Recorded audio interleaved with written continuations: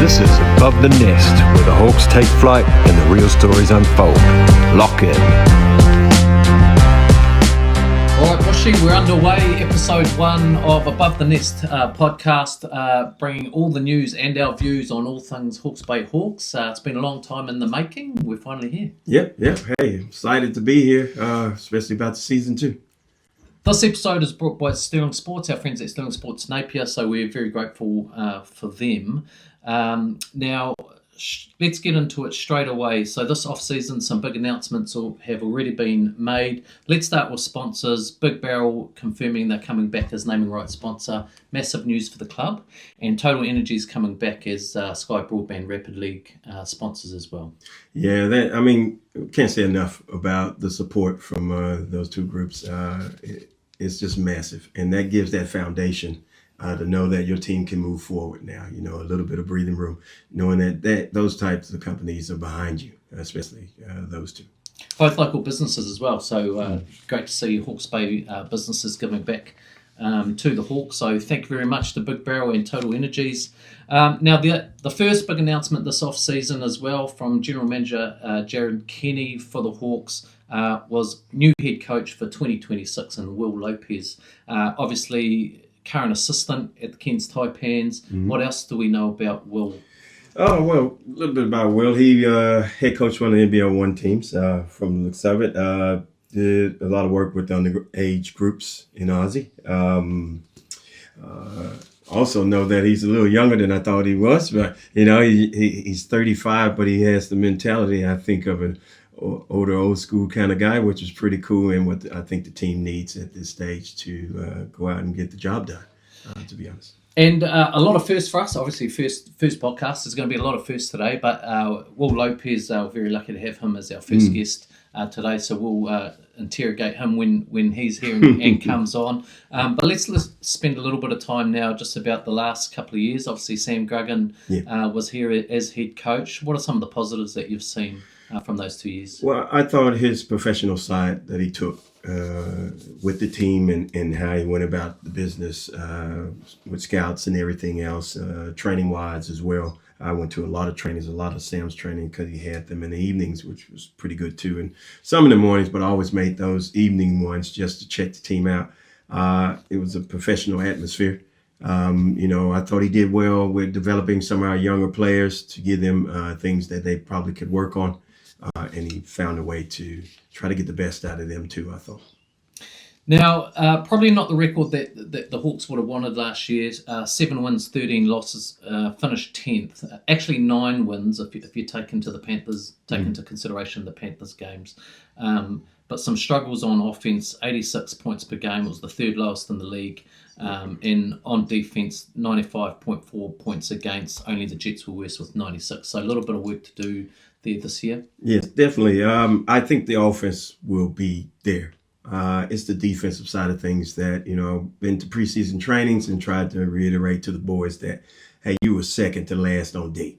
You won't win if you be second to last on D. I don't care what you're doing or what's happening. They could keep that same points per game. If they drop that, they one of the top 2 defensive teams, you start winning those games. I agree, man. We're going to talk about signings later on in the podcast. One of the big positives out of the time that Sam Gruggan was here, last year, 5 of the boys getting scholarships all committed to universities or colleges over in the States. Yep. That's big news. Never happened here before, from what I remember.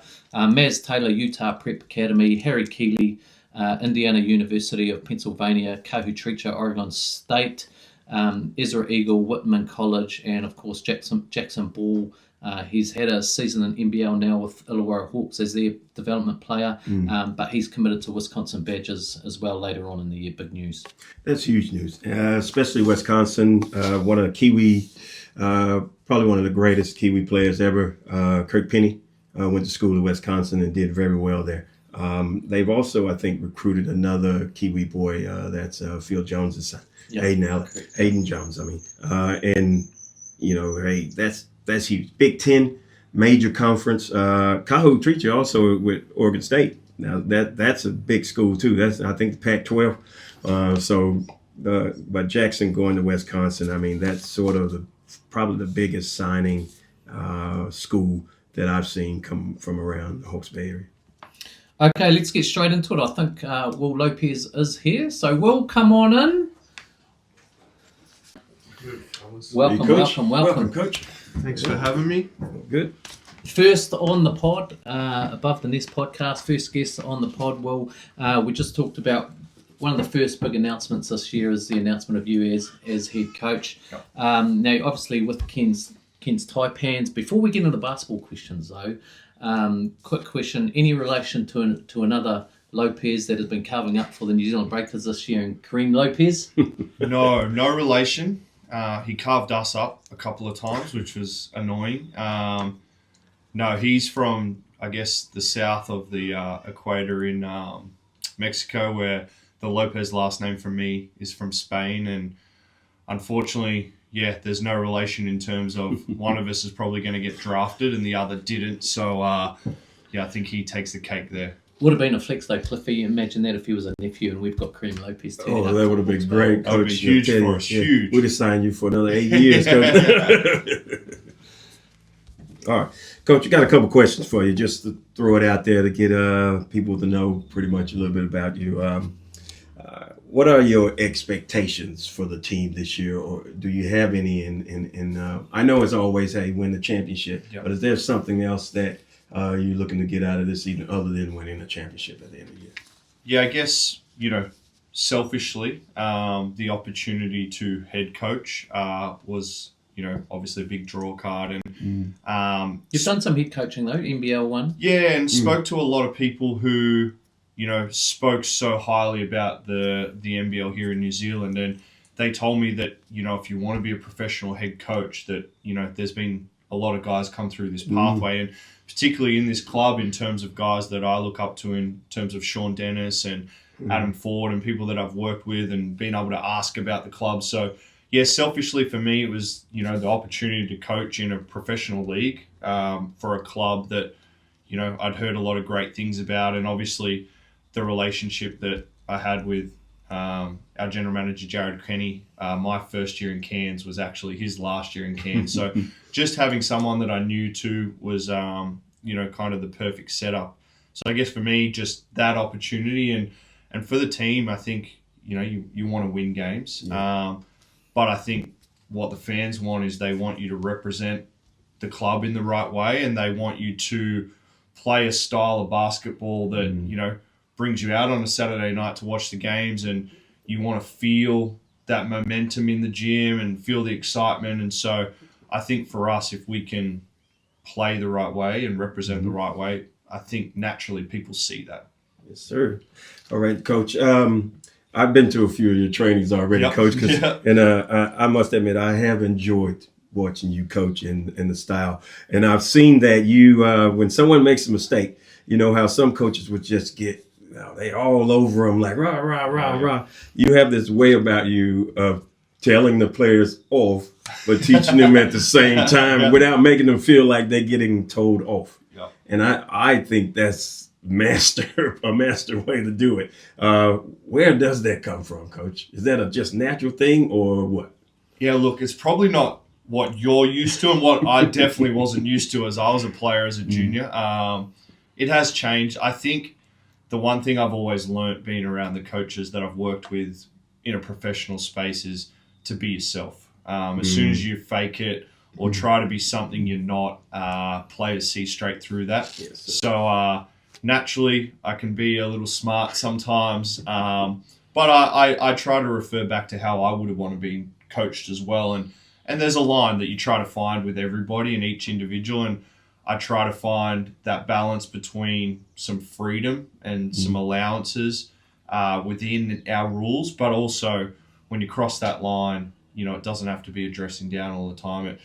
At this stage in the preseason too, I've been here 2 weeks and we're at practice 7 tonight. So the guys do have a little bit of leeway with me where they're still learning. But yeah, I think just for me, the whole thing is just be yourself. The guys will see that and hopefully respect that, and we'll kind of learn along the way together. Awesome. Where did you grow up, Will? So originally from Sydney. Yeah, so from Sydney, played all my junior basketball at the Bankstown Bruins, which is, a foundation club in Australia and known for its great history and things like that. So, yeah, spent most of my life in Bankstown before heading to play a little college basketball at a Division II school called Lees McRae, which was in North Carolina, which I loved. And came back to Sydney, started my junior coaching and development pathways, and kind of just tried to work my way up. And lucky enough to find a little opportunity to get my foot in the door with the Taipans, and been there ever since. Quite a strong connection for the Taipans, Bushy, with the Hawks. Obviously, Adam Ford had a stint with the Hawks just before COVID, which cut that short. But strong connection there, and obviously General Manager Jared Kenny played at the Hawks here as well in a successful period for the Taipans through that time. Yeah, and it makes it easier when you can go and pick up the phone and speak to people that have been here, and you can get a real honest assessment of what you're walking into. And so speaking with all those guys, it became a no-brainer that, this was a club that, has deep history and respect, good people that are going to look after you, and, also an opportunity to, do things the right way, I guess. So, yeah, that was invaluable, having a few of those connections, as you mentioned, 40, Sam Gruggan obviously was here the last couple of years, who I'm close with. So, yeah, that and a few players that have been through in terms of the likes of Jordan Natai and guys like that, it makes, those connections a little bit nicer. And just on 40, Bushy, obviously you were thrown into a head coaching role this season, with 40 getting 2 technicals within about 5 seconds. How do you even cope with that? Like, are you just ready to go?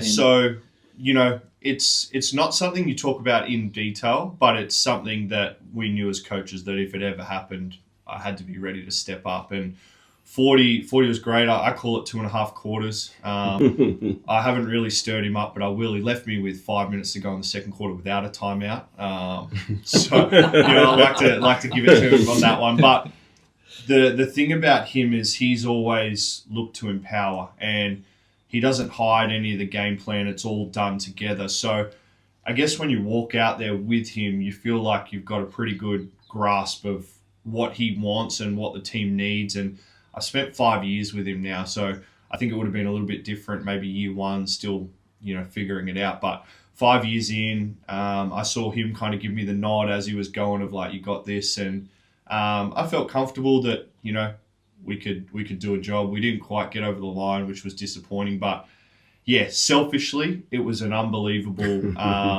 moment for myself in my coaching kind of journey. I started out as a floor sweeper for the West Sydney Razorbacks in the NBL at 8 or 9 years old. So to be able to head coach a game, and I had my best friend who was a floor sweeper with me, Jason Kadee, who played 300 odd games in the NBL. He was actually sitting courtside as well. So to have that cool kind of connection moment selfishly was really cool. But on the flip side, it also is a little bit motivating. Now, I did walk into the change room and say to 40, like, I don't want you to do that again for the rest of the year. Like I enjoyed it, but but it is motivating to where you go, one day I would love to have my own team and be up the front there and be a leader. And I guess I get to do that a little bit here with the Hawks. Awesome, Coach. Got one more question for you, Coach. You talked about, as long as the team is sticking to your rules. Yep. And I sort of call, when I coach teams, I call them like my non-negotiables. That's what I used to call them. What's the one most important thing that you won't negotiate with the team about, that you want to see out of your team that's part of those rules?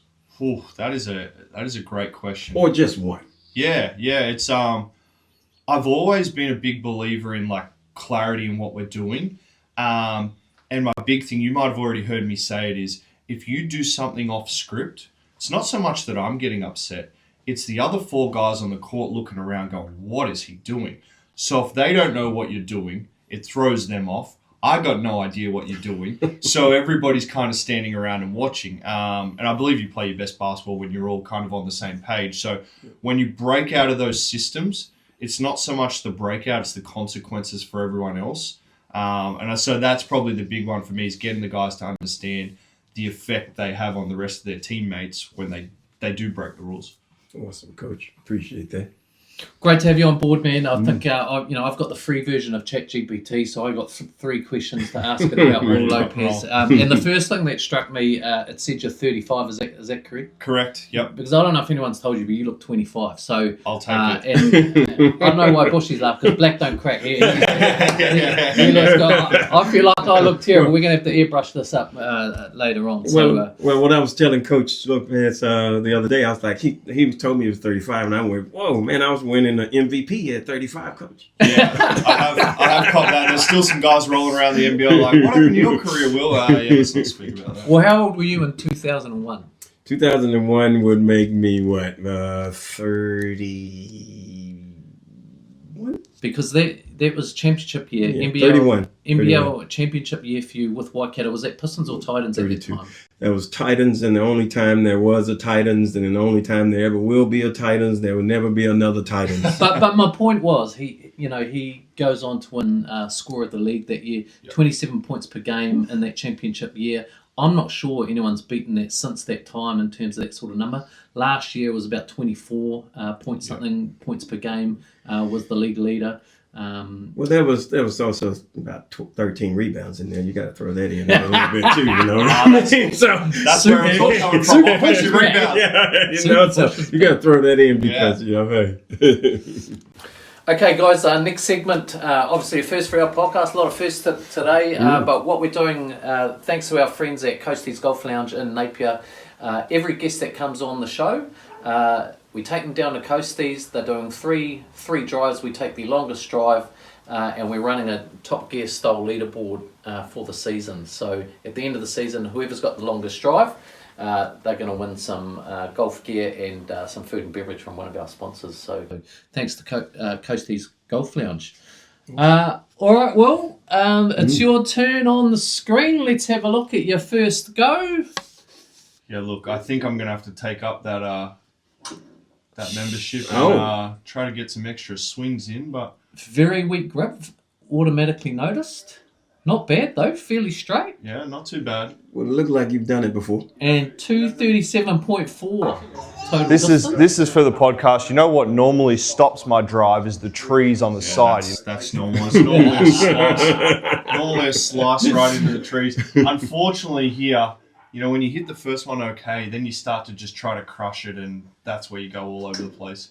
Oy. Yeah, no good there. Look at that little line drive. Yeah, that's where it all started to fall give that apart. one. Not much to see there. Not much to see on that one. Do you play a bit of golf or? I do. Not as much as I would like. With our schedule, it's very hard to get out and play. So I'd love to play more. As you can probably see, it's a work in progress. Swing. But I do love the game.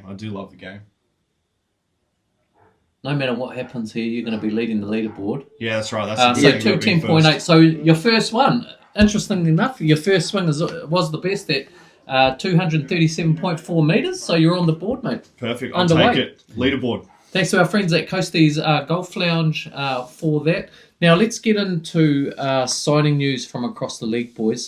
This is brought to us by our friends at Kings Junior Barber, the official barbers for the Big Barrel Hawks this season. Let's start with the Hawks, Bushy. Yep. A number of signings, but the 3 big stories is probably Dan Greeder, Alonzo Burton, and Keanu Rasmussen. Dan coming back. Awesome. How do you like that? Hey, I tell you what, Dan is a motor. It's the type of player that you want on any team and on your team, but you don't want to guard him because he doesn't know how to turn that motor off. He's just full on all the way. And I think that's key to some of our young players, local players as well, to see that's what you need to be doing on the court. That's how hard you need to be playing. So I'm happy to have him back. Plus, he's a bucket. Yeah, 2025, 23.4 points per game. He was third in the league scoring and shot from the field at 62%. That was 5th in the league. So good stats coming off the back of that. He's had a good season in the NBL, Australian NBL this year. You would have seen a little bit, Will. He scored 18 points in 10 minutes. I'm sure he's reminded you of that. The Illawarra Hawks versus the Taipans this year in December. Yeah, that's right. I saw it in person live, unfortunately. But yeah, he is a great addition. The nice thing about this club and Dan was that before I even came on board, he was speaking to JK about coming back because he had such a great experience here, loved the people. So that made the recruitment side real easy, and yeah, fantastic to have him back, especially on the back of what he's done these past 2 seasons. There was a PB for him in that game, and I thought he's had a really strong Aussie NBL this year. He's taken the opportunities that were presented to him. How he only got 10 minutes in that game was beyond me, because he almost... Taipan's got that game done in December, but he almost single-handedly changed the momentum of that game. So I wasn't going to tell him to sub him back in. Now, Alonzo Burden Bushy, he played for the Hawks in 2012, but the last 5 seasons he has been for the Southland Sharks, playing for the Southland Sharks. 2025, he shot 3-point at 40.8%. Really solid numbers, I would have thought, from the 3. You add that, that's 5th in the league, and if you add that to what Dan Greeter brings, pretty solid. Awesome. Lonzo, local boy. Everyone loves Lonzo. Ain't no doubt about it, especially around this parts. Is no doubt. He's a high character guy. He shoots 3-pointers like layups. That's simple for him, which is, I think, much needed in the team. For the team this year. He'll bring that leadership role as well, because he's a pure professional. That boy worked. He will get it done, and he's that type of guy that if coach asks to do something, he just does it. He's one of those military style guys that, hey, you tell me to get it done, I'm going to go get it done. Well, leadership, big part of what he brings this year. If you look at the side that we've had last couple of years, if you had to be critical, we've lacked a little bit of leadership at key times during some games last year. So to bring a guy that, admittedly, probably the back end of his career, but to bring that leadership and knowledge, big deal. Yeah, huge. And he's shown it, even just the first 2 weeks that he's been here, getting around the young guys, just, he goes about it his own way. He's not over the top and boisterous, but when he speaks, people listen, and he has a quiet word where he needs to. So, yeah, I think, those, we can measure all the basketball stuff, and obviously he's great, shoots the ball at 40% and above. So that is going to be so great for us. But, the stuff that we can't measure is just the impact that he's going to have on some of these guys off the court. And hopefully in the stands, because all I've been told walking around town is that we could get 300 to 500 more people just coming to watch Zoe at home games. So the talk is already around town that he's back and people want to come watch. So that's a kind of cool thing to hear. And Coach, that some of those younger guys on the team grew up watching him play. Yeah. You know what I mean? And that was their goalpost right there. So that's a big thing. Yeah, that's huge. Big family in the Bay. Obviously, his dad, Willie Burden, big personality down here in Hawke's Bay. 352 NBL games. Was a member of the Hawks in 2006 in our championship-winning side. So plenty of pedigree. Also, the Hawks club hung his jersey last year. Nice touch to do that in the Sharks game when the Sharks played here, so that Zoe could be here for that. So I think what an awesome story for the Hawks to bring him back home, and I think he's going to add plenty to the side this year. Now let's get on to Keanu Rasmussen, one of my favourite players from 2024. Didn't come here last year, Bushy, because him and his partner had a baby. He played NBL 1, had an outstanding season in NBL 1, MVP, won the title, and playing for Adelaide 36ers in Aussie NBL this year, still in the finals now. Yeah, definitely. I think he would want more time with Adelaide, and I'm glad that he decided to come back, because Keanu is another one of those professional guys that, when he was here, the year he was here, I thought he would have, if he carried on, I think he had a concussion injury that set him back a little bit. He was on his way to be All-Star 5. Yeah. In my opinion. He was playing like that. He was averaging over 20-some points a game. He was getting it done on both ends, offensively and defensively, guarding the toughest guy on the other team. So and he's another one of those energy guys as well. I think that will help with the team as far as the defensive, instead of going from second to the bottom to maybe up at the top in the top 2, 3, or 4. And he loved this experience here. He's He's a real humble guy. You know, I got to talk to him quite a bit because that's what I do. I just go up to people and start talking to him a lot. If anyone knows me, they know what I do it. And I just want to get to know people like that. And he is one of those guys, and he's well liked by the whole team. But we're lucky to have him back, and I'm glad and look forward to having him back too as well. Well, just under 19 points per game in 2024 for us, 4 rebounds a game, 2.1 assists, played about 34 minutes, average 34 minutes a game, aggressive to the hoop. What do you like about Keanu? Yeah, as all those things you mentioned. And again, he was another one that, you know, spoke so highly of his experience here that the recruitment, all I had to do was focus on a little bit of basketball stuff. You know, how are we going to help you on the basketball side? Because, you know, JK and the club had taken care of, you know, everything else outside of basketball. He loved the town. He loved the people. So that was nice and easy. You know, he's a guy who, as you said, he wants a little bit more out of the Australian NBL. And he fits with us because we have a group of guys that are hungry.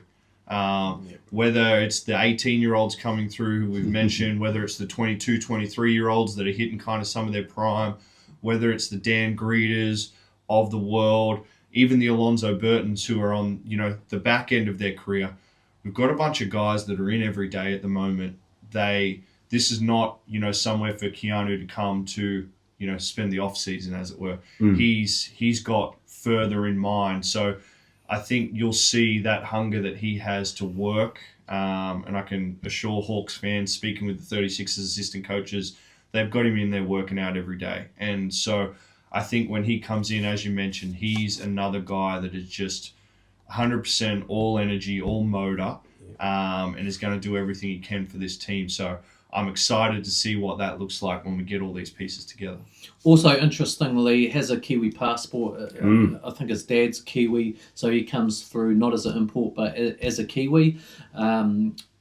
Currently playing at Adelaide. Probably hasn't had the minutes he would have wanted at Adelaide this year, but you kind of got to forgive that. Bryce Cotton comes into the side and pushes him out. I think you're going to sit and watch and learn from that. But like you say, probably very hungry. Shout out to Flint Cameron as well, another Kiwi playing in the finals and had an amazing season in Aussie NBL this year with 11.8 points per game. I think he's had a breakout season. You know, so that Cameron family, you can't hold him back. Yeah, his pops would be very proud. I know that, PC. Yeah. Okay, now let's have a look at some signing news across the league. 89 of 106 player spots currently filled by the side, so just over half now. 3 weeks to go to the first game of the season. Bushy, who are you liking at the moment in terms of what's shaping up out there? Well, I tell you what, Southland had a couple of surprise signings that, you know, I don't think they could get better. To be honest, but I think they have. They got Max Darling from Canterbury, Tobias Cameron.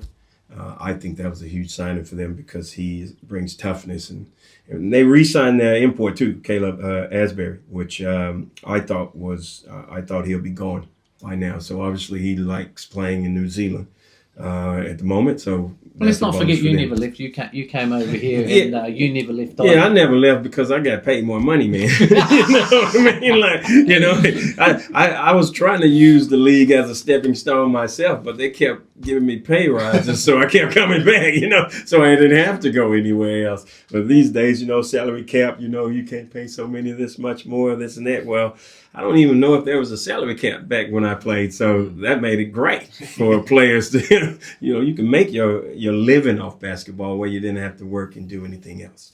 I also think a huge signing and a surprise one was for Colin Davidson going to the Saints. Yeah. Especially, that's a through and through New Plymouth boy, you know, Taranaki boy. And for him to leave, that's huge. It either was a fantastic offer he couldn't pass up, or he needed a change. Big Taranaki family. His sister is a Kiwi Fern in the rugby league scene. Oh, wow. So for him to move away is a big call. But going to a good side, I mean, Saints have got plenty of talent, and you know they've got plenty of pedigree in terms of getting it done. But certainly noticeable. I think two teams with significant exodus is the Franklin Bulls, so they'll have almost all new roster this year, and Taranaki is as well. I think they're going to go through a rebuilding phase. Yep. Well, are you keeping an eye on what's happening around the league at the moment? Yeah, definitely. So, throughout the season, even through the Australian NBL season, you start to hear whispers because it is big business now. So guys are doing their recruitment early. It's quite funny to watch, even when we played against Illawarra and Adelaide, catching up with Dan and Keanu and, having a quick chat about what, this might look like this time this year. So there is a lot of movement. You have to stay on top of it. But it just seems like, and again, I haven't been a part of this league, but watching from afar, the talent is high and everybody knows that. So every season they're trying to upgrade and get better and find the right guys and find more pieces and find those complementary pieces to the locals they have. And yeah, it makes it exciting, and I'm sure it's a great brand of basketball to watch. Some of the big names or notable signings, Bushy, Sam Dempster, 18th season with the Nelson Giants. Unbelievable. 232 games going around again. And he has the respect of every player, coach around the league. He's that type of guy. He always has. He's that workman type of guy, bring that leadership, bring that role of, and he can shoot threes. I mean, you could be 90 years old. If you can shoot threes in this league, you're probably going to be on a team somewhere. You know what I mean? So that's the key, too, for him. Longevity, he obviously takes care of himself pretty well to be able to keep playing all these years.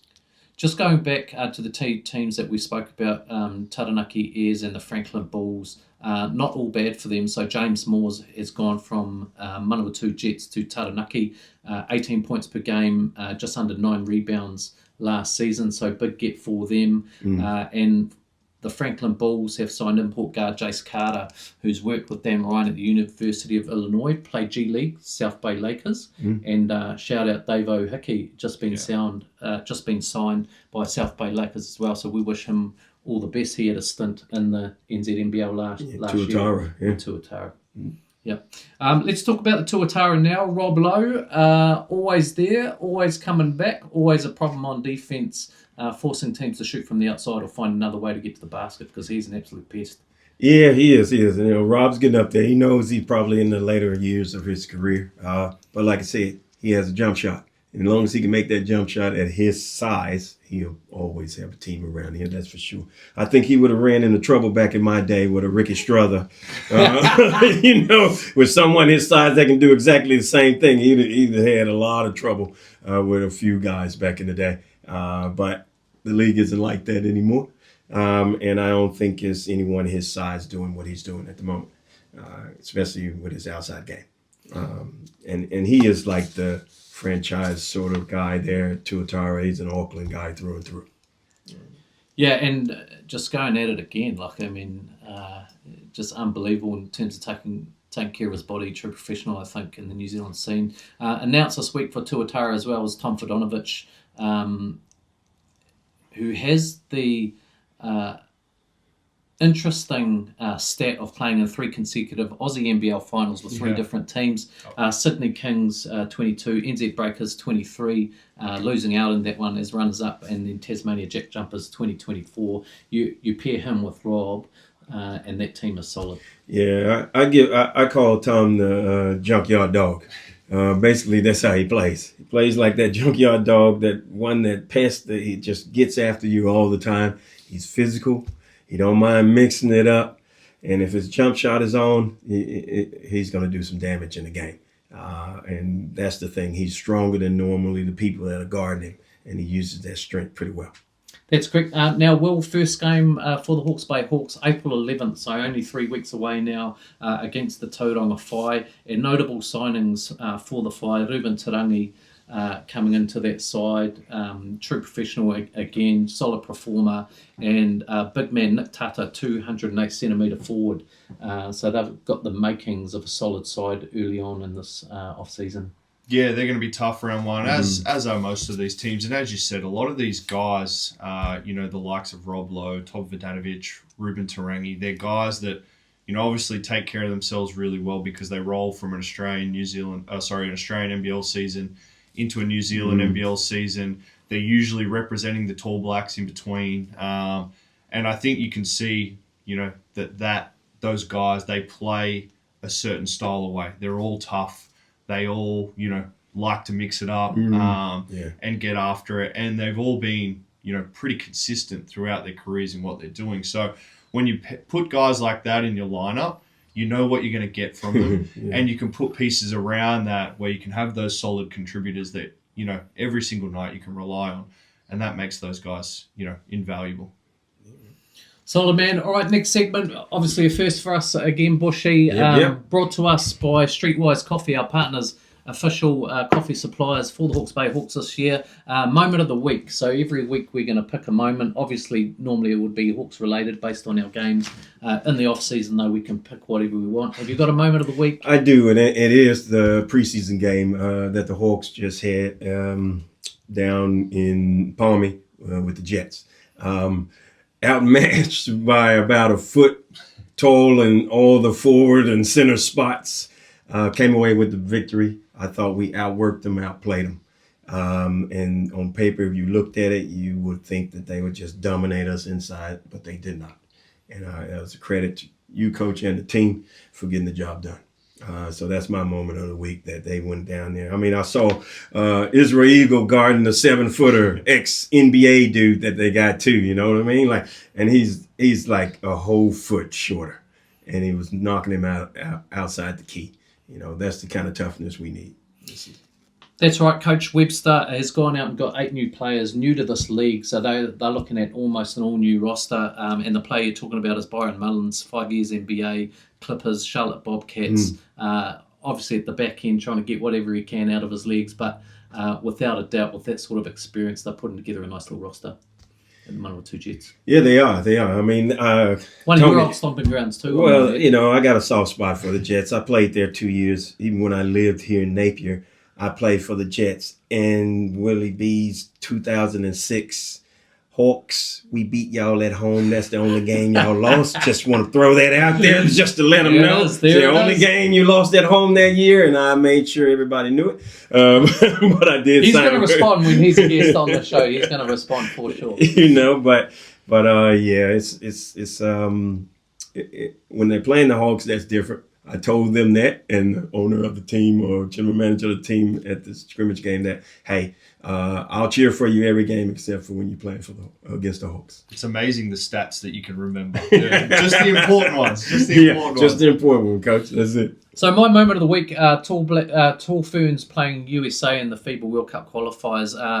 Understandably go down 46-101, but they played against an absolutely stacked US women's side. Caitlin Clark, Angel Reese, Paige Buckers, the list continues. And what I liked about it is isn't that what basketball is all about? These young women playing for the Tall Blacks, playing against some of their heroes that they only see on TV. There was photos of Caitlin Clark taking photos with the girls out the back of the stadium. I just thought, that's awesome. That is awesome. That's awesome. I watched some game and some of our girls were not afraid. Like they were trying to go at them pretty tough, which is good to see because that's what you want to do. After the game, we can take photos, shake hands, do whatever you want. But competitors on the court, that USA team is stacked, man. I reckon just about everybody on that team will go down in the Hall of Fame. Correct. But Hawke's Bay Hawks versus that US women's team, who takes the win? You said the Hawke's Bay Hawks? Yeah. Against the USA women's team? Yeah, who wins? Oh, come on, man. Come on now. I'm taking the Hawks. I'm taking the Hawks. I'm sorry. I'm taking the Hawks. No disrespect to the USA team. No disrespect. Hey, if they did play the USA team, I'll come out of retirement coach and I'll suit up, and I'll guard Caitlin Clark. We're going to go for We're going to need those 27.4. Okay, team, time to wrap up. But major signing news, breaking news tonight on our episode 1 is import signing for the Big Barrel Hawks, Chase Jetta, centre, Big 5. Will, what do we know about Chase Jetta? Yeah, it's super exciting to get the paperwork finalised. Chase is currently in the G League with the Rio Grande Valley Vipers. So he's finishing off his season there.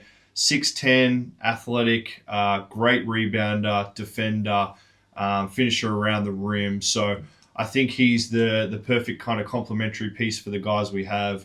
When I was first, looking up his name and watching some of the video, I saw him grab a rebound, throw an outlet pass and then sprint down the middle of the floor. And I said, okay, I've got to watch a little bit more about this guy. I think he's going to fit the way we want to play. And it's been a little bit of a process, but he's been great. And yeah, now we're just excited to add him into our group and get him over here and see him round one. What's your thoughts on Chase signing? Oh, I heard about him. I talked to GM Jerry Kinney about him and things like that, and they were saying close to signing him. I think they would. I think he's going to be a huge asset to the team. I mean, we are lacking a bit of height, so he brings that in volume. And now if he can just get on the court, do the business, do his job, I think we'll have a successful campaign this whole season. We get what we think, and I know what Coach thinks we're going to get out of him too. Because to be honest, getting imports, you're flipping a coin. They could have accolades all over the place and not play well in this league, but then go to somewhere else and be an all-star. It's just getting them fitted into the systems here and just playing and playing their game and fitting into what coaches' objectives. And so some height and experience, definitely added bonus for the Hawks. That's us, boys. We're done. Episode 1. Bushy, just want to say it's an absolute privilege to do it with you. 11th season NZ-NBL veteran, 2 times NBL champion. We got 2 championships between us, Will. So we're yes, sir. Yes, sir. Thanks, boys. Have a great week, and we'll see you back next week. Awesome. Done. Shot back.